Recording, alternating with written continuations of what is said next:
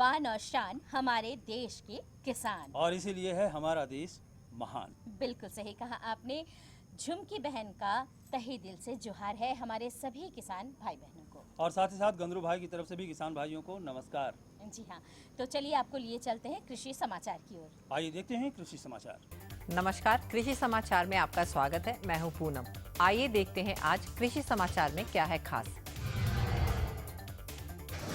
बकरी पालन के विकास के लिए चलाया जा रहा है बकरा नस्ल सुधार कार्यक्रम।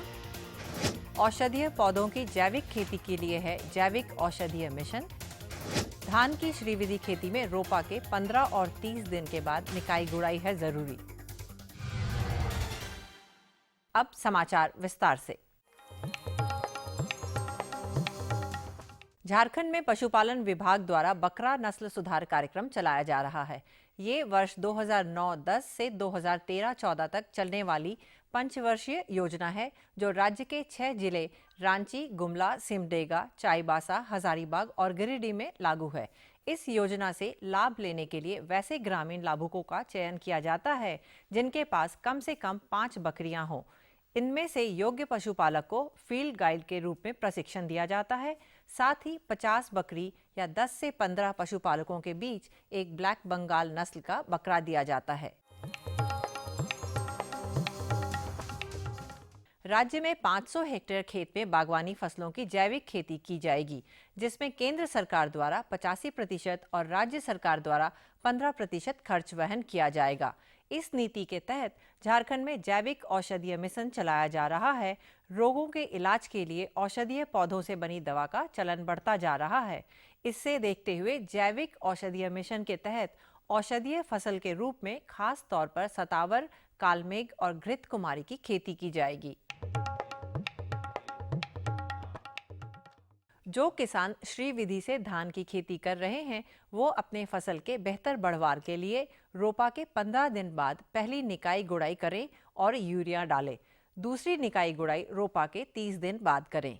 अगर आप श्रीविधि से धान की खेती कर रहे हैं तो फसल लगने के शुरुआती दिनों में ही निकाई गुड़ाई द्वारा या कोनो वीडर की सहायता से खरपतवार नियंत्रण पर विशेष ध्यान देना होगा।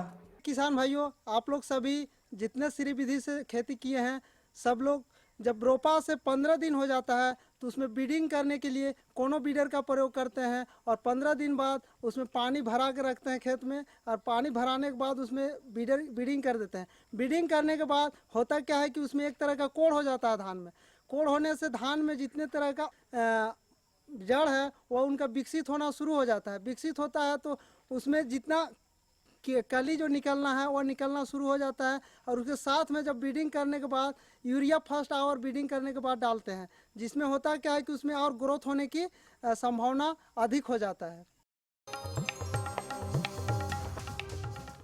राज्य के किसान सब्जी फसल शिमला मिर्च की खेती से अच्छी उपज प्राप्त करने के लिए कैलिफोर्निया वंडर, KT1 और पूसा दीप्ति लगाएं।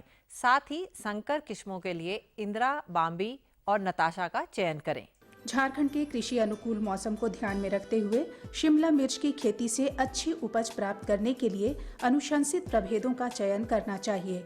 इन प्रभेदों की जानकारी देते हुए हमारे विशेषज्ञ बताते हैं, जो किसान भाई शिमला मिर्च की खेती करना चाहते हैं तो उनके लिए उपयुक्त किस्म जो है झारखंड में जो है, जैसे कैलिफोर्निया वंडर करके आता है। कोई भी कंपनी का अगर वंडर अंतिम में लगा हुआ है तो आप उसका कर सकते हैं। उसके अलावा KT1 करके है, पूसा डिप्टी करके है। और अगर आप संकर किस्म लगाना चाहते हैं तो सिंजेंटा कंपनी का इंदिरा है। उसके अलावा ननहेम्स कंपनी का जो है बॉम्बी है, नताशा है।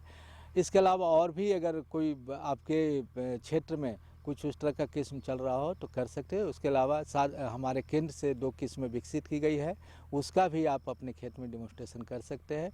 अनुसंधान केंद्र प्लांडुआ करके आप उसका बीज प्राप्त कर सकते हैं। टांड जमीन में लगे फसलों की निकौनी के लिए बहुत ही उपयोगी उपकरण है पेग हो। इसकी सहायता से किसान एक दिन में 18 से 20 डेसिमल जमीन में निकौनी का कार्य संपन्न कर सकते हैं। अब बारी है एक सफल किसान से मुलाकात की, तो आइए सीधे चलते हैं किसान के पास।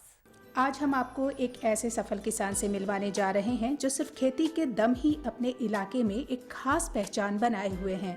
फसल चाहे कोई भी हो, अच्छी उपज प्राप्त करना इनका पहला उद्देश्य होता है। ये बैगन की खेती मतलब दूसरा के खेत है पर लगाए हैं हम ही। इसमें बैगन अब तो पानी पटवन करने सब इसका फल निकल ही आएगा। फल पकड़ भी गया है और इसमें दवा छिड़काव भी करना है। क्या उम्मीद है आपको, कितना कमा लेंगे इसमें लमसम 50,000 के आसपास इनकम होना चाहिए। परिवार का खेती से ही भरण पोषण होता है, इसी से मतलब पूरा परिवार का देखभाल करते हैं।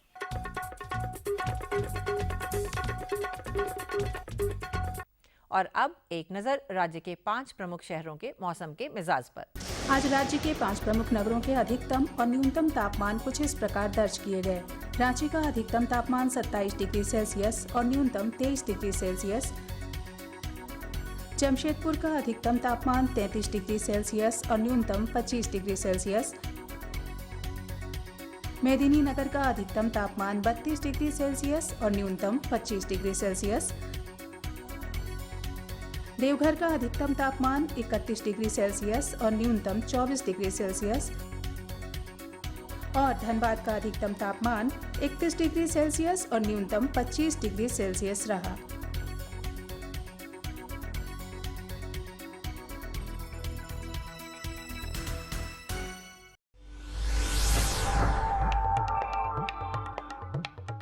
और अब मंडी भाव में आइए नजर डालते हैं अनाजों के भाव पर। आज कृषि उत्पाद बाजार समिति पंडरा रांची में विभिन्न खाद्यान्नों के थोक भाव कुछ इस प्रकार दर्ज किए गए। चावल मोटा 1,800 रुपए से 2,000 रुपए, चावल मध्यम 2,100 रुपए से 2,500 रुपए, चावल उत्तम 2,700 रुपए से 5,000 रुपए, गेहूं 1,425 रुपए से 2,125 रुपए, चना 3,650 रुपए से 4,200 रुपए, दाल अरहर 5,500 रुपए से 6,000 रुपए, दाल मसूर 4,550 रुपए से 5,050 रुपए, दाल चना 4,600 रुपए से 5,100 रुपए, सरसों तेल 8,550 रुपए से 9,600 रुपए, चीनी 3,300 रुपए से 3,450 रुपए, आलू 800 रुपए से 950 रुपए और प्याज 3,800 रुपए से 4,300 रुपए प्रति क्विंटल रहा। कृषि समाचार में आज इतना ही। अगले दिन अगले अंक में फिर मुलाकात होगी कुछ ताज़ा तरीन खबरों के साथ। तब तक के लिए दीजिए इजाजत। नमस्कार, जोहार।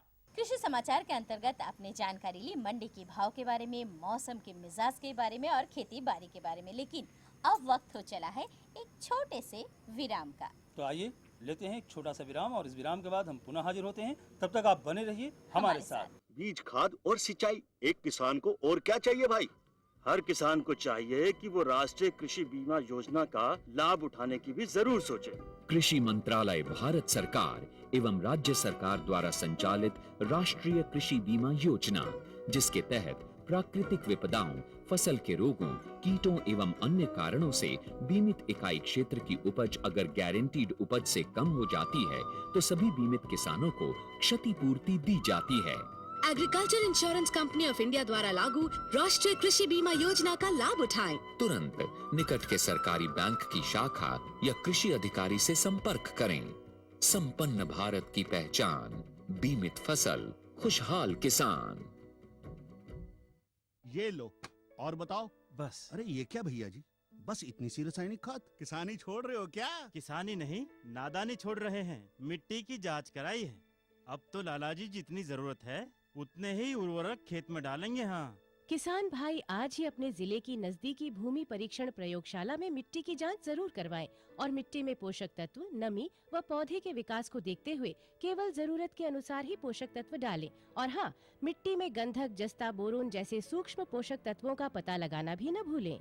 उर्वरक और जैविक खाद के सही उपयोग से भूमि का उपजाऊपन बनाए रखें, उत्पादकता बढ़ाएं, खर्चा घटाएं और बहुमूल्य विदेशी मुद्रा बचाने में भी सहयोग दें। और हाँ, धीमी गति से नाइट्रोजन उपलब्ध कराने वाले उर्वरकों जैसे नीम लेपित यूरिया को प्राथमिकता दें और यूरिया का पत्तों पर छिड़काव करें। अरे वाह, तू तो सचमुच समझदार हो गया रे। अधिक जानकारी के लिए संपर्क करें जिला कृषि अधिकारी या किसान कॉल सेंटर।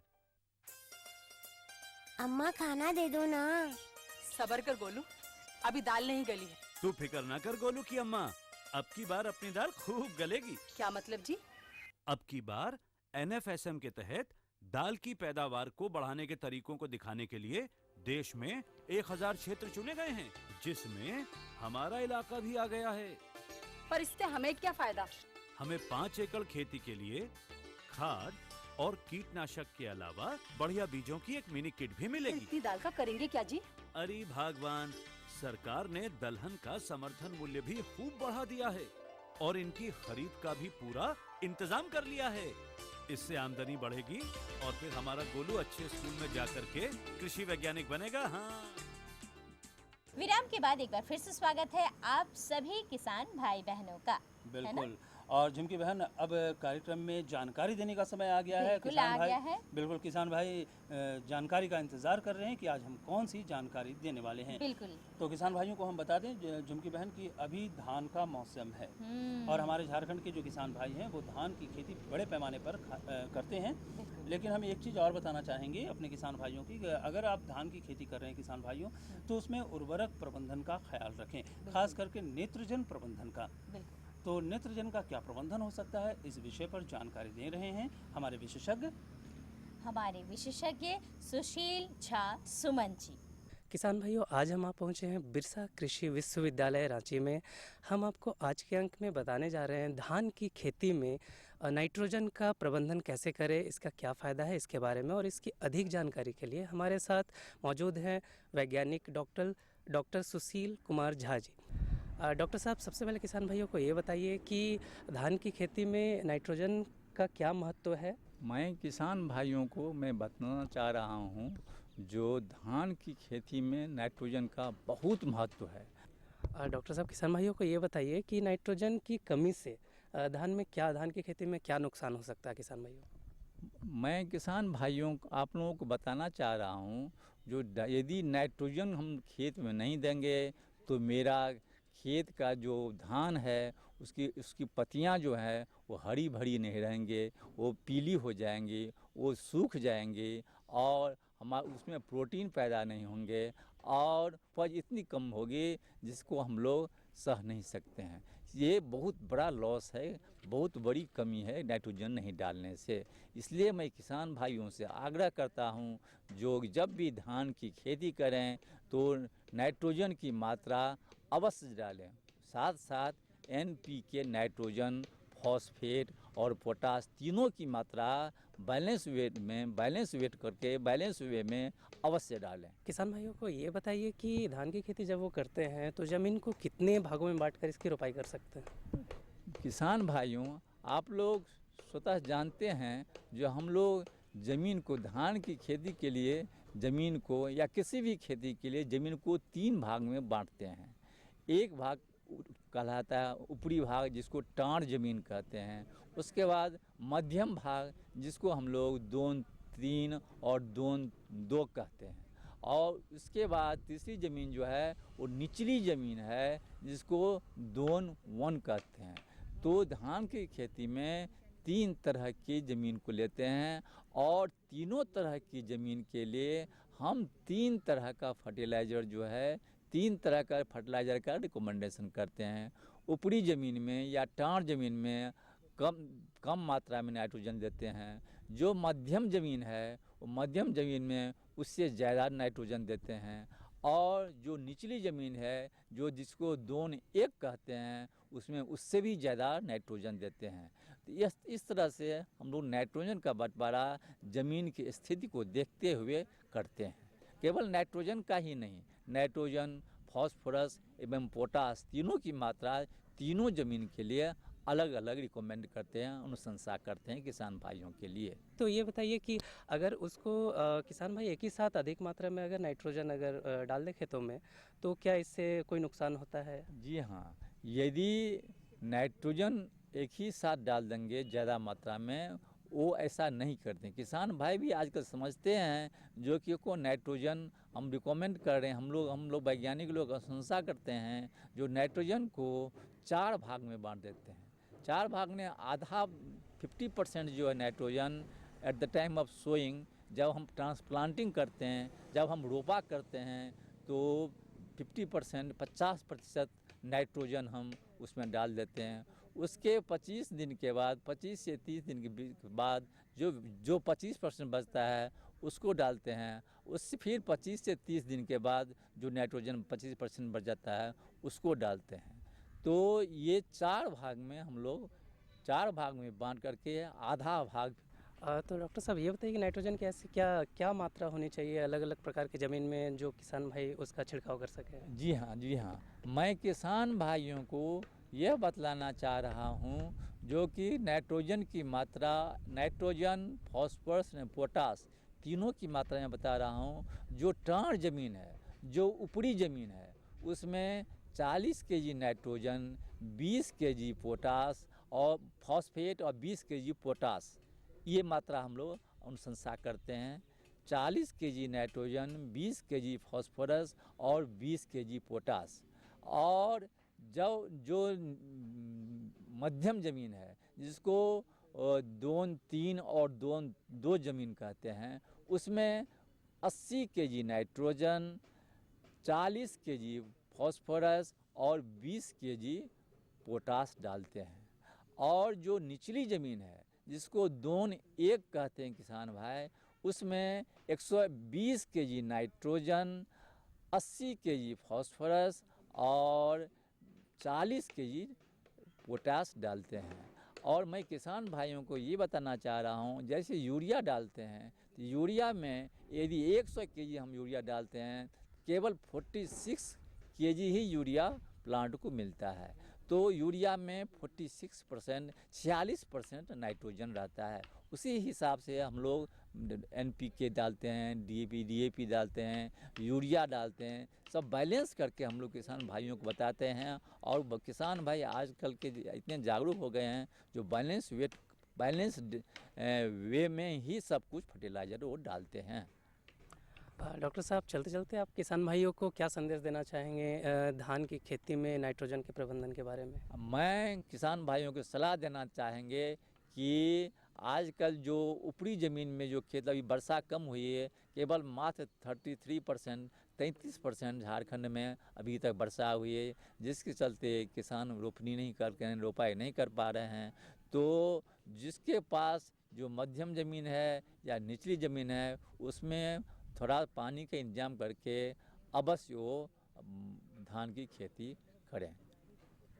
तो किसान भाइयों, आपने देखा हमारे विशेषज्ञ ने आपको कितनी अच्छी जानकारी दी। धान की खेती में कितनी मात्रा में नाइट्रोजन का प्रबंधन किया जाए, इस विषय में हम आशा करते हैं कि आप इस जानकारी का लाभ उठाएंगे। डॉक्टर साहब, आप हमारे कार्यक्रम में आपका बहुत बहुत धन्यवाद। धन्यवाद किसान भाइयों, धन्यवाद, जोहार, प्रणाम। किसान भाइयों, इस अंक में बस इतना ही। अगले अंक में फिर से मुलाकात होगी, तब तक के लिए नमस्कार, जोहार। वाह, जानकारी तो बहुत बढ़िया रही, लेकिन किसान भाई बहनों, हमारे साथ अब जुड़ चुके हैं हमारे कारू दादा भी। कारू दादा, जोहार। जोहार जोहार जोहार। कारू दादा, क्या बात है? बस ठीक ठाक है सब। खेती बाड़ी कैसी चल रही है? बढ़िया चल रही है। धान की खेती आपने भी लगा रखी होगी? वो तो बिना धान का कहाँ किसान। चलिए, और नेत्रजन प्रबंधन के बारे में आपको जानकारी भी मिल गई, लेकिन आप कुछ और जानकारी लेना चाहते हैं शायद? हाँ, ऐसा है कि हम राजमूंग का खेती किए। अच्छा, हाँ, मैंने कर रहे हैं भाई। जानकारी के नहीं, जानकारी मैंने लगा चुके हैं। तो देखिए, अब लगा दिए तो लगा दिए। लेकिन अब थोड़ा जरूरत पड़ा तो जानकारी लेने आ गए। ये है कि उसमें जो कीड़ा लग जाता है ना, उससे कैसे निजात पाए। वाह, ये समस्या आपकी है ना, हमारे बहुत सारे किसान भाइयों की भी यही समस्या है। बिल्कुल। तो किसान भाइयों, चलिए हम आपको आज जानकारी दिलवाते हैं कि राजमूंग की खेती में कीट प्रबंधन कैसे करें। और जानकारी दे रहे हैं हमारे विशेषज्ञ PK सिंह जी। राजमूंग की खेती आप सभी बहुतायत मात्रा में करते हैं और आशा करते हैं कि राजमूंग की खेती से पर्याप्त लाभ हो और ज़्यादा से ज़्यादा मुनाफा भी हो। लेकिन यह तभी संभव है जब राजमूंग में लगने वाले कीटों का उचित प्रबंधन करें और सामयिक देखभाल भी करें। राजमूंग की खेती में कीटों का उचित प्रबंधन और सामयिक देखभाल से संबंधित जानकारी देने के लिए आज हमारे बीच हैं बिरसा कृषि विश्वविद्यालय के कीट विज्ञान विभाग के मुख्य वैज्ञानिक doctor PK Singh ji. Doctor साहब, सबसे पहले तो हम आपसे जानना चाहेंगे कि राजमूंग की खेती बेहतर हो, इसके लिए कीटों का उचित प्रबंधन तो जरूरी है ही, लेकिन राजमूंग की खेती में कौन कौन से कीट लगते हैं और किस तरह राजमूंग के खेती को ये प्रभावित करते हैं? देखिए, हमारे किसान भाई अच्छा बीज लाते हैं, खेत में खाद डालते हैं, मेहनत करते हैं, सब कुछ करते हैं। अगर वो समय पर कीट का प्रबंधन या अपनी फसलों की सामयिक देखभाल नहीं करें तो बहुत नुकसान हो जाता है और सारा उनका मेहनत बेकार हो जाता है और उनके पैसे भी बर्बाद हो जाते हैं। तो ये बहुत ज़रूरी है कि राजमूंग की फसल की सामयिक देखभाल करें और ख़ास करके कीटों से तथा बीमारियों से उसको बचाव करें। इससे किसान भाइयों को काफ़ी लाभ होगा। तो हम ये जानते हैं कि राजमूंग की खेती में कौन कौन से कीट लगते हैं और किस तरह राजमूंग के खेत को ये प्रभावित करते हैं? देखिए, अभी जो वर्तमान समय में जो किसान भाई अपने खेतों में राजमूंग लगाए हुए हैं, अगर वो जुलाई के पहले सप्ताह में लगाए होंगे तो उनकी फसल करीब 1.5 महीने की होगी या करीब कहिए 30 दिनों की या 35 दिनों की होगी। तो जो किसान भाई, मैं ये कहना चाहूँगा, अभी राजमूंग में जो खरपतवार वगैरह नहीं निकाले हैं वो एकदम तुरंत उसको घास को निकाल दें, खेत की सफाई कर दें, निकाई गुड़ाई कर दें। इससे क्या होगा कि फसलों की बढ़वार अच्छी होगी, पौधों को हवा मिलेगा, पानी मिलेगा, आपको प्रकाश मिलेगा और इसमें पौधे मजबूत होंगे और जो भी फलियाँ बनेगी, फल बनेंगे वो काफ़ी मजबूत होंगे और उसमें कीड़े भी नहीं लगेंगे। दूसरी बात, जैसे आपने बताया कि इसमें कीड़ों के लिए, तो इसमें मुख्यतः अभी के समय में, मैं वर्तमान समय की बात कर रहा हूँ, कि 2 या 3 तरह के कीड़े लगे हुए हैं राजमूंग की खेती में फसलों में। एक तो कीड़े ये हैं जो कि मुलायम पत्तियों से, तनों से रस चूसते हैं और खासकर रस चूसते हैं और रस चूसने के बाद वो पौधे कमज़ोर आते हैं। और उसमें भी कुछ एक सफ़ेद मक्खी कीड़ा होती है कि जो अगर वो बीमार पौधों का रस चूस करके अगर स्वस्थ पौधों में जाए और वहाँ पर वो खाती है तो उसको एक बीमारी भी फैला जाती है जो कि इसको कि मोज़ेक बीमारी कहते हैं, पीला पत्ती रोग कहते हैं। तो इस तरह से ये रस चूसने वाले कीड़े लगे हुए हैं। और दूसरे कीड़े जो हैं कि पत्ते खाने वाले कीड़े हैं, जिसे किसान भाई देख रहे होंगे उनके खेत में जो हेरी कैटरपिलर होता है, जिसे भुआ पिल्लू कहते हैं, जो रोएदार कीड़ा होता है, वो भी लगे हुए हैं। और इस समय चूँकि वर्षा जो है रुक रुक के असमान रूप से हो रही है और ख़ास करके ये समय है अगस्त और सितंबर तक का कि ये जो रोएदार कीड़े होते हैं कि पर्याप्त मात्रा में खेतों में लगते हैं और ये फल जितनी भी पत्तियां हैं उसको खा जाते हैं और खा करके उसको काफ़ी नुकसान पहुंचाते हैं। तो ये मुख्यतः 2 तरह के कीड़े जो है इस तरह अभी के समय में खेत में किसान में लगे हुए हैं। डॉक्टर साहब, हम ये जानना चाहेंगे कि रस चूसने वाले और पत्तियों को खाने वाले कीड़े हैं, क्या उसकी कोई पहचान भी है कि हमारे किसान भाई उसको पहचाने और उसके निदान का उपाय सोचें? देखिए, खास करके जो रस चूसने वाले कीड़े जो हैं उसमें कई तरह के हैं। बग है, माहू है और एक सफ़ेद मक्खी है। वो रस चूसता है तो पत्तियां सिकुड़ जाती है और वो काफ़ी कमज़ोर हो जाती है।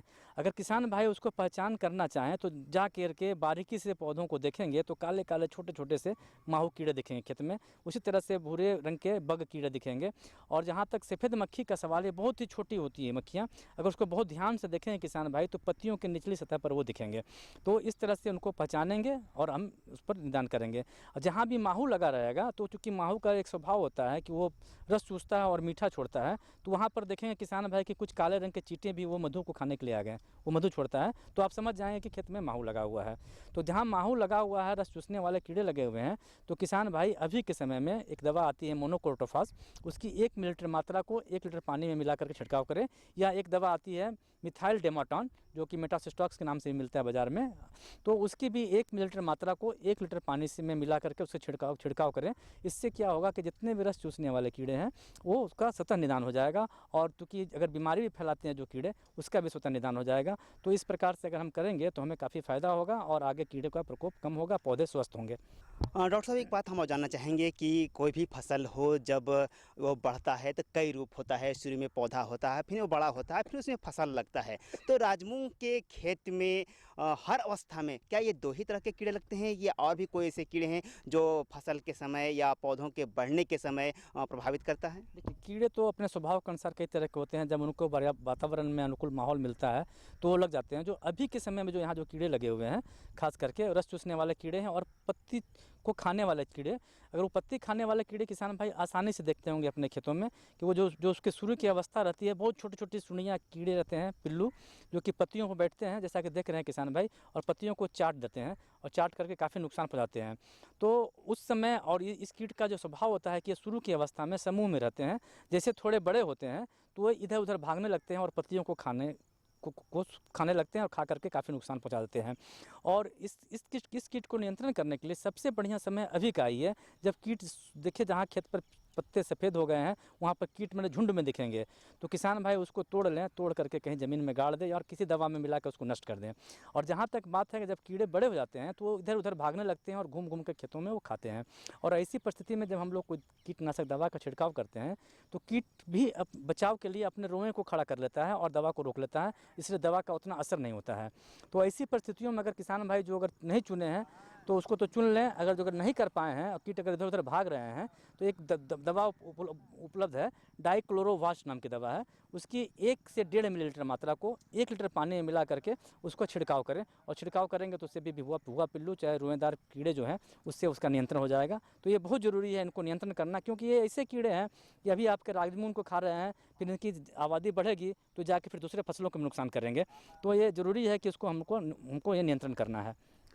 हाँ डॉक्टर साहब, आपने राजमूंग की खेती में कीट प्रबंधन और सामयिक देखभाल में आप खरपतवार पर बहुत ही महत्वपूर्ण जानकारी आपने दी, इसके लिए आपको बहुत बहुत धन्यवाद। नमस्कार। हाँ, किसान भाइयों को भी जोहार, नमस्कार।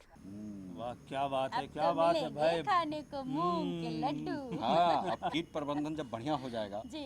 तो फसल भी बढ़िया होगा। बिल्कुल। जब फसल बढ़िया होगा तो मूंग के लड्डू अवश्य खिलाएंगे। आहा, इंतजार रहेगा हमें। लेकिन किसान भाई बहनों कहीं जाइएगा नहीं, एक जानकारी आपको और देनी है हमें। बिल्कुल, और वो जानकारी है IMD पुणे से जो हमें प्राप्त होती है जानकारी। छोटी सी जानकारी है लेकिन वो काफ़ी महत्वपूर्ण जानकारी है। तो किसान भाइयों, आइए लेते हैं ये जानकारी। भारतीय मौसम विभाग पुणे से प्राप्त आज का मौसम पूर्वानुमान कुछ इस प्रकार है। आसमान में बादल रहेंगे, साथ ही 4 मिलीलीटर बारिश होने की संभावना है। अधिकतम तापमान 28 डिग्री सेल्सियस और न्यूनतम तापमान 22 डिग्री सेल्सियस रहने की उम्मीद है।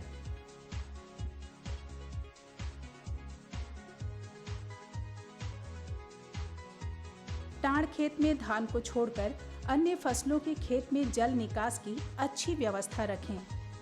20-25 दिन पहले जिन खेतों में धान का रोपा हो चुका है उसमें यूरिया का भुरकाव करें। आलू और मटर की आगाद खेती के लिए खेतों की तैयारी शुरू कर दें। चलिए अरे उठिए नहीं, पता तो लिख लीजिए। अरे आप तो ऐसे हड़बड़ा जाती है ना झुमकी बहन। किसान भाइयों, चलिए, झुमकी बहन ने जो कहा वो आप कीजिए, यानी हमारा पता नोट कीजिए, ताकि आप अपनी सुझाव और समस्या हम तक लिखकर जरूर भेज सके। हमारा पता है कार्यक्रम कृषि दर्शन, कृषि प्रकोष्ठ द्वारा केंद्र निदेशक, दूरदर्शन केंद्र, रातू रोड, रांची, पिन संख्या 834001। तो किसान भाइयों, इसी के साथ हम सबों को दीजिए अनुमति। नमस्कार।